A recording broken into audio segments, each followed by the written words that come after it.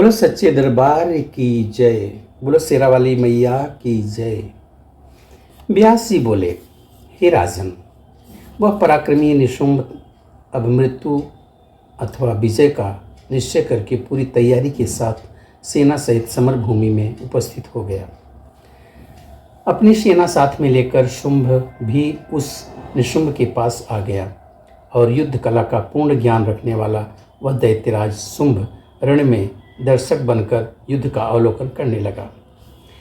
इंद्र सहित समस्त देवता तथा यक्षगण संग्राम में देखने की इच्छा से आकाशमंडल में मेघपटलों में छिपकर विराजमान हो गए। निशुंभ रणभूमि में पहुंचकर सिंह का बना हुआ धनुष लेकर भगवती जगदम्बा को भयभीत करता हुआ उनके ऊपर बाणों की बौछार करने लगा। युद्ध भूमि में निशुंभ को बाण समूह छोड़ते हुए देखकर भगवती चंडिका अपना उत्कृष्ट धनुष धारण करके उच्च स्वर में बार बार हंसने लगी। देवी चंडिका ने काली से कहा, हे काली, इन दोनों की मूर्खता तो देखो। ये दोनों इस समय यहाँ मेरे पास मरने के लिए ही आए हुए हैं। दैत्यों का भीषण संहार तथा रक्त बीज की मृत्यु देखकर भी मेरी माया से विमोहित हुए ये दोनों दैत्य विजय की आशा कर रहे हैं। यह आशा बड़ी बलवती होती है। यह प्राणियों को कभी नहीं छोड़ती, यहाँ तक कि अंगहीन, बलहीन, नष्टप्राय, असहाय तथा अचेत प्राणी भी आशा के प्रभाव से छूट नहीं पाता है। हे काली, इस प्रकार आशा पास में बंधे हुए ये दोनों शुंभ निशुंभ युद्ध के लिए समर भूमि में आए हुए हैं। अब मुझे इन दोनों का वध कर देना चाहिए। आसन्न मृत्यु वाले ये दोनों दैत्य प्रारब्ध की प्रेरणा से यहाँ आए हुए हैं। सभी देवताओं के समक्ष आज ही मैं इन्हें मार डालूंगी। व्यास जी बोले, भगवती चंडिका ने कालिका से ऐसा कहकर कानों तक खींचकर छोड़े गए बाण समूहों से अपने समक्ष खड़े निशुंभ को शीघ्र ही आच्छादित कर दिया। दैत्य निशुंभ ने भी उन चंडिका के बाणों को अपने तीक्ष्ण बाणों से काट डाला। इस प्रकार उन दोनों में परस्पर अत्यंत भयंकर युद्ध होने लगा। देवी का सिंह भी अपने गर्दन के बालों को झाड़ता हुआ दैत्यों के सेना रूपी समुद्र को उसी प्रकार मथने लगा जैसे कोई बलवान हाथी तालाब को मथ रहा हो। जिस प्रकार कोई सिंह मत वाले हाथियों के अंग प्रत्यंग चीर कर खा डालता है, उसी प्रकार भगवती का वह सिंह अपने समक्ष स्थित दानवों को अपने नखों तथा दांतों के प्रहार से फाड़कर खाने लगा। भगवती के उस सिंह द्वारा दानवी सेना का इस प्रकार संहार होते देखकर निशुंभ अपना श्रेष्ठ धनुष चढ़ाकर सिंह के पीछे दौड़ा। उसी समय कोप के कारण लाल नेत्रों वाले अन्य बहुत से प्रधान दानव भी दांतों से अपनी जीभ चबाते हुए भगवती को मारने के लिए उन पर टूट पड़े। उसी अवसर पर कुपित होकर शुंभ भी कालिका पर प्रहार करके भगवती चंडिका अंबिका को पकड़ने के लिए अपनी सेना के साथ बड़े बेग से वहां पहुंचा। वहां आकर उसने जगदम्बिका को युद्ध भूमि में अपने सामने खड़ी देखा, जो परम सुंदरी श्रृंगार रस से परिपूर्ण था, रौद्र रूप से भरी हुई थी। स्वभावतः लाल नेत्रों वाली, किंतु उस समय कोप के कारण अतिरक्त नयनों वाली, तीनों लोकों में परम सुंदरी तथा विशाल नेत्र प्रांतों वाली उन मनोहर भगवती को देखकर विजय की आशा तथा विवाह की अभिलाषा को दूर से परित्याग करके वह दानव अब अपने मरण का निश्चय कर हाथों में धनुष लिए हुए खड़ा ही रह गया। तब भगवती ने युद्धस्थल में उपस्थित उन सभी दानवों को सुनाते हुए मुस्कुराकर दैत्य से यह वचन कहा, हे नीच दानव, यदि तुम सब जीवित रहने की इच्छा रखते हो तो अपने आयुध यहीं छोड़कर पाताल लोक या समुद्र में चले जाओ, अथवा तुम लोग सम्रांगण में मेरे बाणों के प्रहार से निष्प्राण होकर स्वर्ग में सुख प्राप्त कर वहाँ निर्भय होकर विहार करो। कायर तथा पराक्रम दोनों का एक साथ रह पाना संभव नहीं है। मैं तुम सबको अभयदान देती हूँ, तुम सब सुखपूर्वक चले जाओ। व्यास जी बोले, उन भगवती का वचन सुनकर मदोन्मत्त निशुंभ तीक्ष्ण खड्ग तथा अष्टचंद्र नामक ढाल लेकर बड़े वेग से दौड़ा। उसने बलपूर्वक अपने खड्ग से मतवाले सिंह के मस्तक पर प्रहार किया। तत्पश्चात उसने तलवार घुमाकर जगदम्बा पर भी प्रहार किया। तब भगवती ने अपनी गदा से उसके तलवार के प्रहार को रोककर अपने परशु से उसके बाहुमूल कंधे पर आघात किया अपने कंधे पर खड्ग से प्रहार होने पर भी उस महाभिमानी अहंकारी निशुंभ ने उस आघात की वेदना सहकर भगवती चंडिका पर पुनः प्रहार किया। तत्पश्चात भगवती चंडिका ने भी प्राणियों को भयभीत कर देने वाली भीषण घंटा ध्वनि की और निशुंभ को मारने की इच्छा प्रकट करती हुई उन्होंने बार बार मधुपान किया। इस प्रकार एक दूसरे को जीतने की प्रबल इच्छा वाले देवताओं तथा दानवों में परस्पर अत्यंत भयंकर युद्ध आरंभ हो गया। मांसाहारी क्रूर पक्षी, कुत्ते, सियार, गीध, कंक तथा कौवे आदि प्रसन्न होकर नृत्य करने लगे। उस समय बहुत से गिरे हुए दैत्यों के रक्त बहते हुए शरीरों से तथा हाथियों और घोड़ों के देह से पटी हुई वह रणभूमि अत्यधिक भयानक प्रतीत हो रही थी।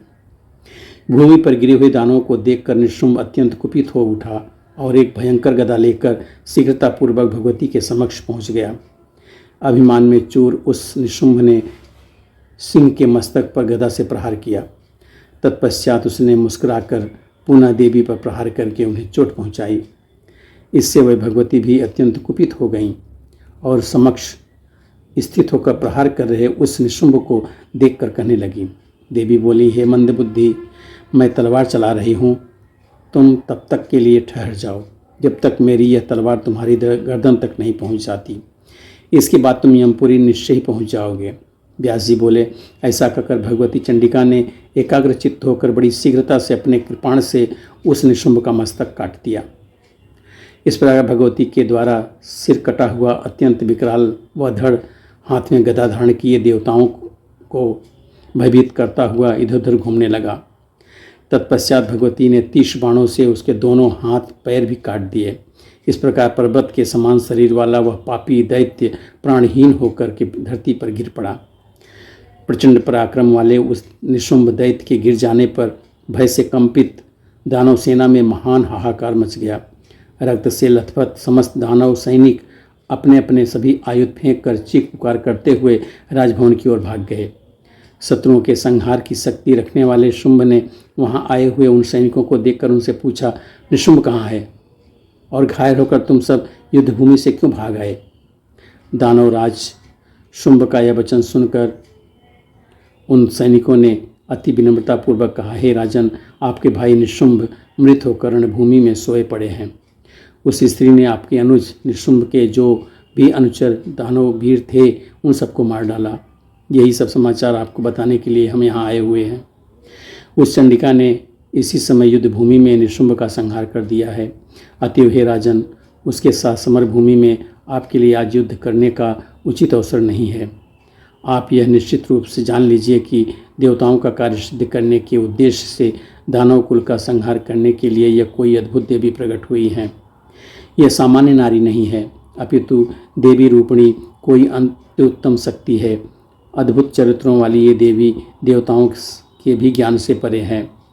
हे कल्याणी, भगवती अनेक रूप धारण करने में समर्थ है, माया के मूल तत्व का पूर्ण ज्ञान रखने वाली है और अद्भुत भूषण तथा समस्त प्रकार के आयुध धारण करने वाली हैं। गूढ़ चरित्रों वाली इन देवी को जान पाना अत्यंत कठिन है। ये दूसरी कालरात्रि के समान प्रतीत होती हैं, असीम के भी पार जा सकने में समर्थ हैं। ये पूर्णतामयी देवी सभी शुभ लक्षणों से संपन्न हैं। समस्त देवतागण अंतरिक्ष में स्थित होकर देव कार्य सिद्ध करने वाली परम अद्भुत स्वरूपिणी उन देवी का निर्भीकतापूर्वक स्तवन कर रहे हैं। यदि आप शरीर की रक्षा करना चाहते हैं तो इस समय पलायन ही परम धर्म है। इस शरीर की रक्षा हो जाने के बाद पुनः आनंददायक अनुकूल समय आने पर संग्राम की आपकी करने से आपकी विजय होगी, इसमें कोई संदेह नहीं है। हे राजन, कभी कभी काल बलवान को भी बलहीन बना देता है और पुनः समय आने पर उसे बलशाली बनाकर उसकी विजय भी प्राप्त करा देता है। कभी कभी काल विषम परिस्थितियों में दाता को भिखारी बना देता है और पुनः कुछ समय बीतने पर उसी भिखारी को धन देने वाला बना देता है। विष्णु, ब्रह्मा, शिव तथा इंद्र आदि सभी देवता निश्चित रूप से सदा काल के वशवर्ती हैं। यह काल स्वयं ही सबका स्वामी है। हे राजन, अभी काल आपके लिए विपरीत है, अतएव आप समय की प्रतीक्षा कीजिए। हे पृथ्वीपते, जब इस समय आप काल देवताओं के लिए अनुकूल तथा दैत्यों के लिए विनाशकारी है। काल की गति सर्वथा एक सी तरह नहीं रहती। यह काल गति नानाविध रूप धारण करती रहती है। अतः काल की चेष्टा पर विचार करते रहना चाहिए। कभी प्राणियों का जन्म होता है और कभी उसका मरण उपस्थित हो जाता है। एक काल उत्पत्ति का हेतु होता है, दूसरा काल विनाश हेतु का बन जाता है। हे महाराज, आपके समक्ष इसका प्रमाण विद्यमान है कि पहले इंद्र आदि सभी देवता आपके लिए अनुकूल समय रहने पर आपके करदाता बन गए हैं, किंतु आज उसी काल के विपरीत हो जाने पर एक अबला ने बलशाली असुरों का संहार कर डाला। यही काल हित भी करता है तथा अहित भी करता है। इस पराजय में ना तो काली कारण है और ना ही सनातन देवता ही कारण है। हे राजन, आपको जैसा उचित जान पड़े भली भांति सोच समझकर आप वैसा ही कीजिए। हमारी समझ में तो यह काल अभी आपके तथा अन्य दानवों के लिए भी अनुकूल नहीं है। किसी समय संग्राम में घायल होकर तथा अपने आयुध छोड़कर इंद्र आपके सामने से भाग गए थे। ऐसे ही विष्णु, रुद्र, वरुण, कुमेर, यम आदि देवता भी आपके समक्ष टिक नहीं पाए थे। अतः हे राजेंद्र, इस समय समस्त जगत को काल के अधीन मानकर आप भी तत्काल पाताल लोक चले जाइए। जीवन बचा रहेगा तो आप कल्याण अवश्य प्राप्त करेंगे। हे महाराज, यदि कहीं आपका भी निधन हो गया तो आपके शत्रु प्रसन्नतापूर्वक मंगल गान करते हुए निर्भय होकर सर्वत्र विचरेंगे। यहाँ पे पंचम स्कंद का 30वां अध्याय पूरा होता है। बोलो सच्चे दरबार की जय।